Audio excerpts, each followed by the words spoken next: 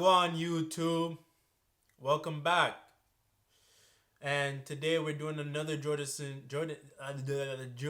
Peterson reaction. Now this one is called Choose Your Sacrifice. I haven't seen it yet, so fresh reaction. And as always, you guys know I love Jordan Peterson. Big fan, love his content. And if you're watching this, you're probably a big fan of him as well. And I like to spend time doing these interpretations and these explanations and diving deep into my thoughts as well on what he's saying and how that could apply to me as well as other men that could help in whatever way, shape, or form. So, as always, I'm going to skip the BS. I'm going to skip all the chit chat and get right into it. This is the Peter Pan story, roughly speaking. Peter Pan is this magical boy. Pan is the god of everything, roughly speaking, right? And so it's not an accident that he has the name Pan. And he's the boy that won't grow up. And he's magical. Well, that's because children are magical. They can be anything. They're nothing but potential. And Peter Pan doesn't want to give that up. Why? Well, he's got some adults around him, but the main adult is Captain Hook. Well, who the hell wants to grow up to be Captain Hook? First of all, you've got a hook. Second, you're a tyrant. And third, you're chased by the dragon of chaos with a clock in its stomach, right? The crocodile. It's already got a piece of you. Well, that's what happens when you get older. Time has already got a piece of you. And eventually, it's got a taste for you. And eventually, it's going to eat you. And so Hook is so traumatized by that he can't help but be a tyrant. And then Peter Pan looks at... So, quick addition.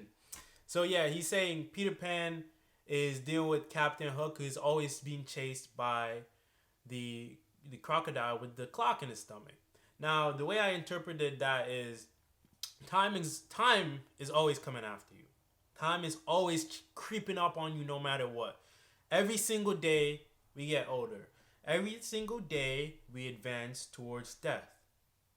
It may be dark, it may seem crazy to the point where people don't want to admit it. People don't want to think about it. Of their time slowly degrading and slowly getting less and less. But that is what's happening between all of us. Everyone's going closer towards that cliff. And eventually, you're going to have to fall off that cliff. There's no going back. No going back, no going around it, no denying it. That's how it is. However, when it comes to the Peter Pan story, is he's not willing to grow up. He's not willing to become and transition into being a man. He wants to still stay in that little kid phase. He wants to deny all responsibilities. He wants to avoid the things that he should be doing. And as everything turns out, time always catches up on everyone. Traumatized Hook and says, well, no, I'm not sacrificing my childhood for that. So that's fine, except he ends up king of the Lost Boys. In Neverland, well, Neverland doesn't exist, and who the hell wants to be king of the Lost Boys? And he also sacrifices the possibility that he'll have a real relationship with a woman, because that's Wendy, right? And she's kind of conservative, middle-class, London-dwelling girl. She wants to grow up and have kids and have a life. She accepts her mortality. She accepts her maturity.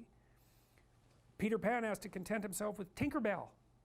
She doesn't even exist. She's like the fairy of porn. She doesn't exist. She's the substitute for the real thing. And so, but the dichotomy that you're talking about is very tricky because there's a sacrificial element in maturation, right? You have to sacrifice the pluripotentiality of childhood for the actuality of a frame. And the question is, well, why would you do that? Well, one reason is it happens to you whether you do it or not. You can either choose your damn limitation, or you can let it take you unaware when you're 30, or even worse when you're 40. And then that is not a happy day. I see people like this, and I think it's more and more common in our culture because people can put off maturity without suffering an immediate penalty. But all that happens is the penalty accrues, and then when it finally hits, it just wallops you. Because when you're 25, you can be an idiot. It's no problem. Even when you're out in a job search, it's like, well, you don't have any experience and you're kind of clueless. It's, yeah, you're young, you know, it's no problem. That's what young people are like, but they're full of potential. Okay, well, now you're the same person at 30. It's like people aren't so thrilled about you at that point. It's like, what the hell have you been doing for the last 10 years? Well, I'm just as clueless as I was when I was 22. It's, yeah, but you're not 22. So, when it comes to growing up, people have less and less pity for you. As you grow older and older, people feel less pity for you. People don't care. People have no sympathy.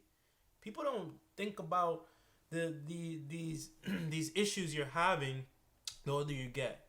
Because while a lot of people spend time in their younger years wasting it away, right? You know, and as he said, you have all this potential. You're doing all this stuff. You're in la la land. You're doing shit willy nilly. You have no direction, no sense of structure, no guidance.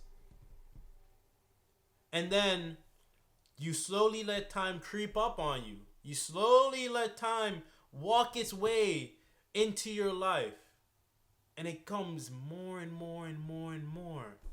Until you're still that free willy-nilly guy. But you're 40. You're 40 with nothing going on, with nothing set in your life. And your life is not the way you thought it was gonna be.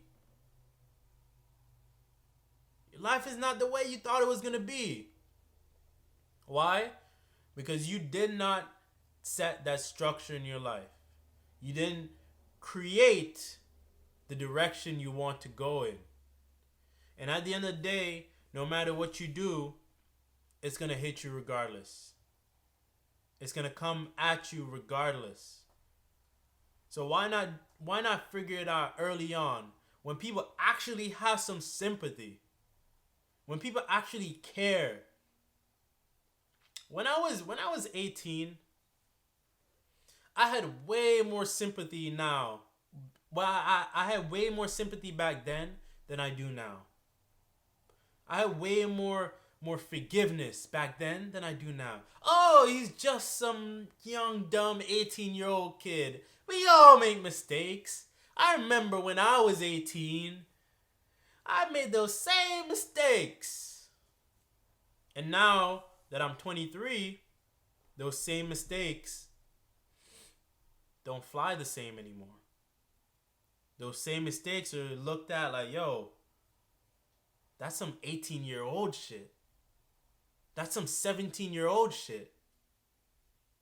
Why you still doing that? You're 23. You're 23. You should be better than that by now. And the world looks at you with a sense of responsibility. More and more responsibility comes as you get older. So why not take that on? Or you're just going to allow someone else to throw responsibility onto you. Why not give yourself your own responsibility?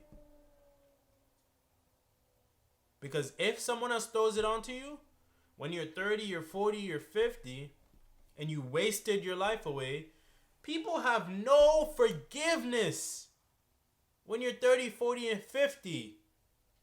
And you're a bum, and you're a failure. You can go out, you'll see a homeless 50-year-old guy, and people walk past him like he doesn't exist. Like he's just a ghost in a corner. And yet, if you see a starving young 7-year-old or starving young 15-year-old, 18-year-old, you have more sympathy. You're like, damn, you need help, you need money, you need food. You know what? Let me take care of you. Because when you're younger, people have that sense of sympathy and that sense of empathy, because they're like, all right, cool. He doesn't know any better. He couldn't do any better. He's just living his life. And these are situations that were just placed upon him. But as you get older, you're 40, people look at you. You made that choice. You're 40. You had 40 years. 40 years to get your shit together. And people lose all sympathy for you. So get your life together. It starts right now. You're an old infant, right? And that's an ugly thing, an old infant. So part of the reason you choose your damn sacrifice, because the sacrifice is inevitable, but at least you get to choose it. And then there's something that's even more complex than that in some sense, is that the problem with being a child is that all you are is potential, and it's really low resolution. You could be anything, but you're not anything. So then you go and you adopt an apprenticeship, roughly speaking, and then at least you become something. And when you're something, that makes the world open up to you again.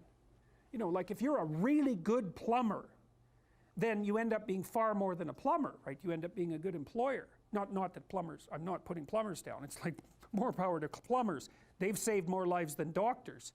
So, hygiene, right? So, you know, if you're a really good plumber, well then you have some employees, you run a business, you train some other people, you enlarge their lives, you're kind of a pillar of the community, you have your family.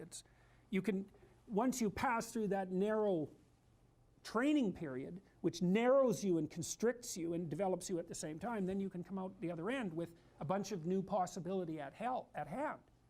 And Jung talked about that. He thought that part of the proper path of development in the last half of life was to rediscover the child that you left behind as you were apprenticing. And so then you get to be something and regain that potential at the same time. Very, very smart. Well, he was very, very smart, so that's very wise thing to know. So, I think what he said at the end was, and the way I interpret it, as a 23-year-old, I don't know what it's like to be 40. And in some ways, it's a long distance away. It's a long distance away. So all I can do is take care of today. All I can do is set my life up today in the best I can. Now, I'm literally nowhere yet.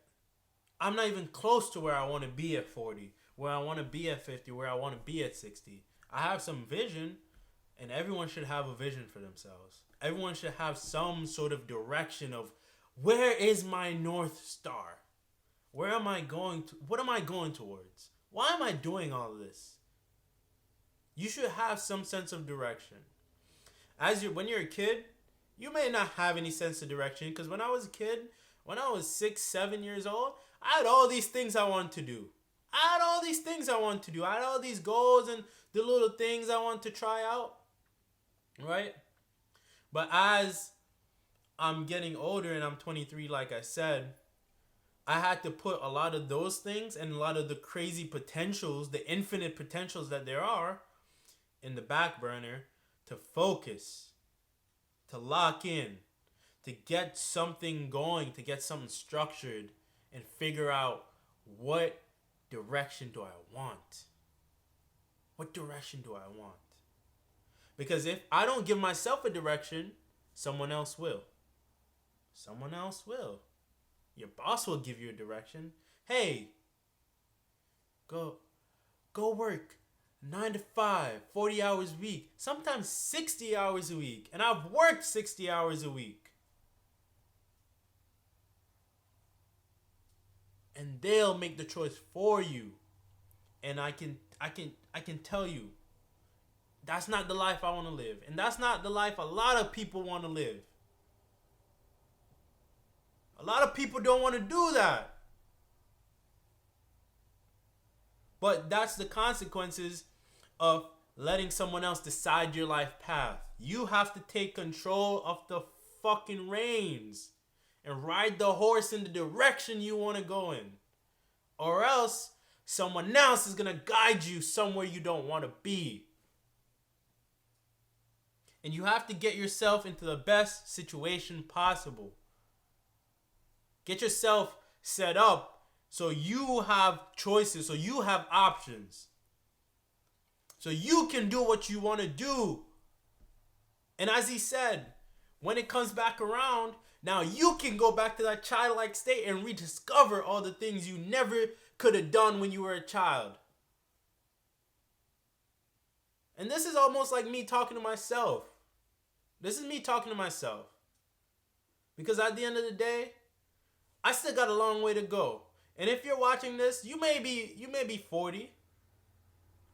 Or you may be my age. You may be younger than me. But this applies to everyone.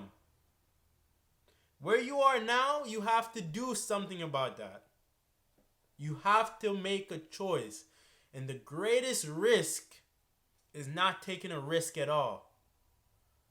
Because then you're giving up all control and you're letting just the winds of time blow you in whatever direction they want to blow you in. And you lose all sense of your self-control. You lose all sense of accountability and responsibility. And when you're 40, when you're 50, when you're 60, looking back on your life, you're like, damn, I didn't do none of the things I wanted to do. I wasted my 20s. I wasted my 30s. I wasted my 40s. Letting people just throw me all over the place.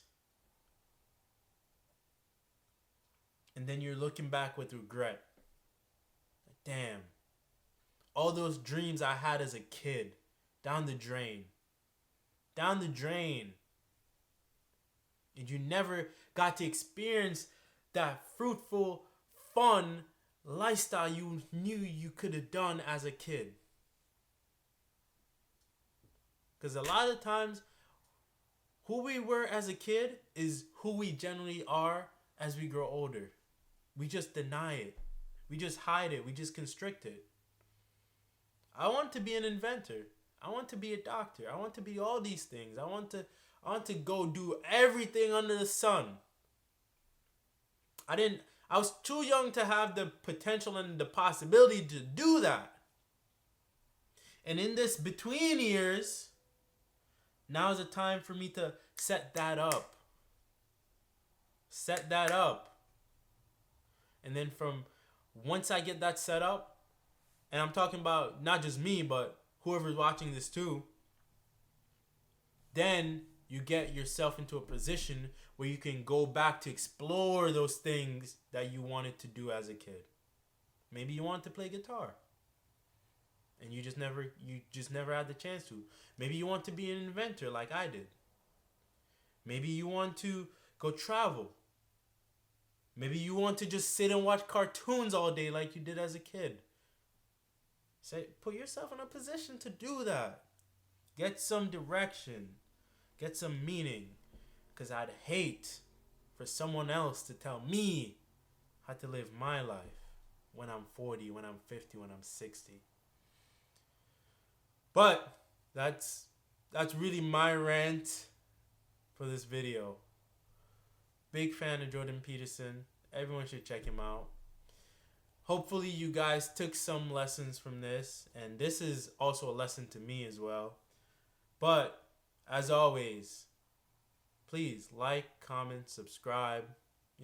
Show me some support. And I appreciate it. So I can keep finding more content to push and put out for you guys. And as always, stay official. Peace. Yo, go ahead, girl, shake some. If you talking about the pussy, then I'll take some. I've been on my grizzly since like 8 some. You claiming real nigga, but you ain't one. Damn, go ahead, girl, shake some. If you talking about the pussy, then I'll